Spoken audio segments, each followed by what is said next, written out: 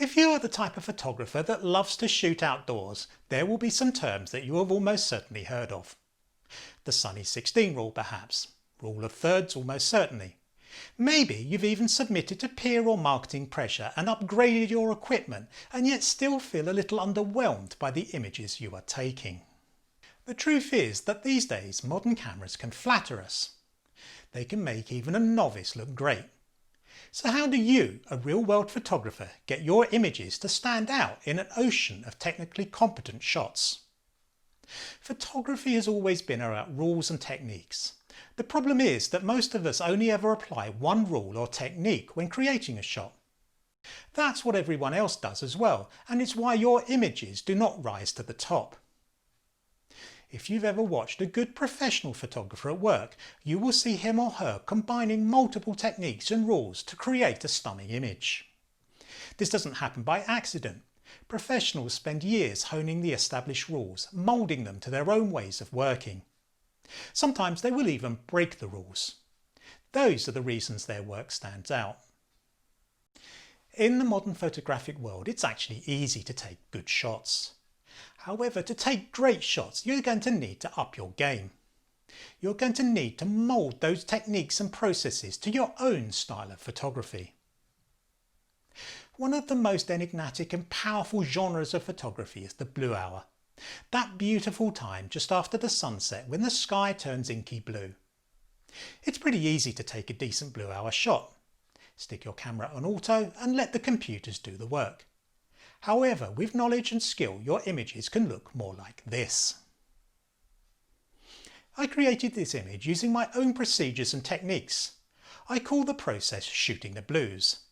It's a set process that you can follow for conceptualizing, shooting, editing and presenting blue hour images so that you get amazing outdoor blue hour photographs with predictable regularity.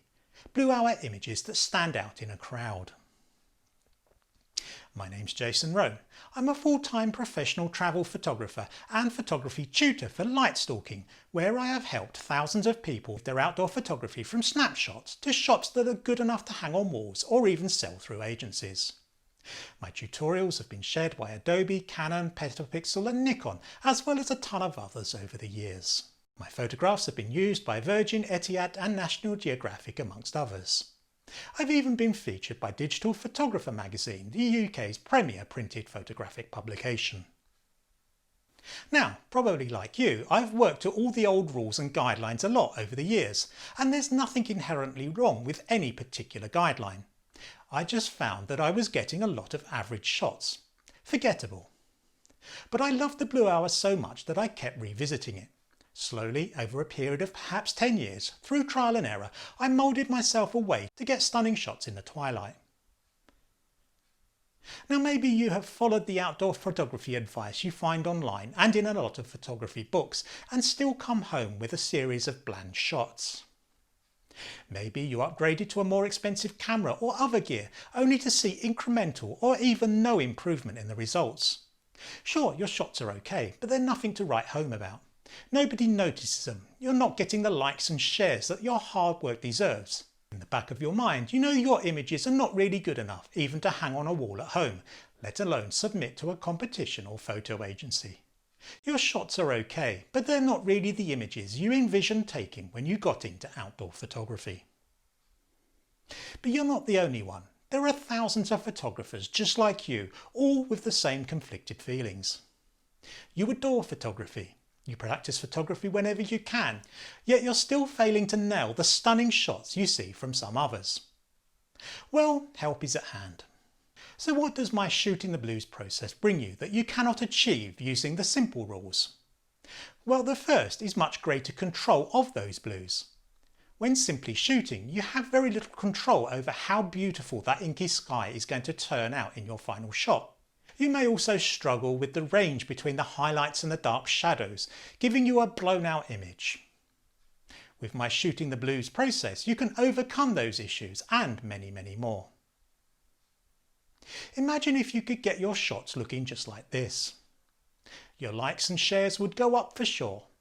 Your family may ask for prints for their newly decorated living room. People will sit up and take notice of your work.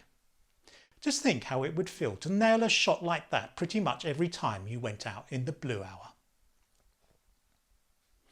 In the next video, I'm going to tell you a little bit more about my shooting the blues process in advance of my upcoming course of the same name.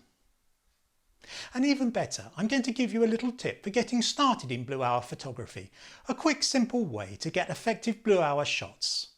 Make sure you don't miss out on that.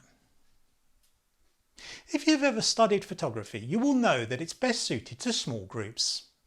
The nuances and details of the photographic process require the attention of the student and a close relationship with the tutor. This is very true with shooting the blues. To make sure our students get the very best out of our course, we need to make sure that as tutors we can devote time to them. For that reason, we have to limit participation in our course. That's good for you and it's good for us. The only downside is that of course it can get heavily oversubscribed. If you have more than a passing interest in shooting the blue hour and want to take your shots to the next level and beyond, we strongly suggest registering your interest with us. You will find a link in the description below this video. We would hate for you to lose out. I hope that you've enjoyed this brief introduction to shooting the blues.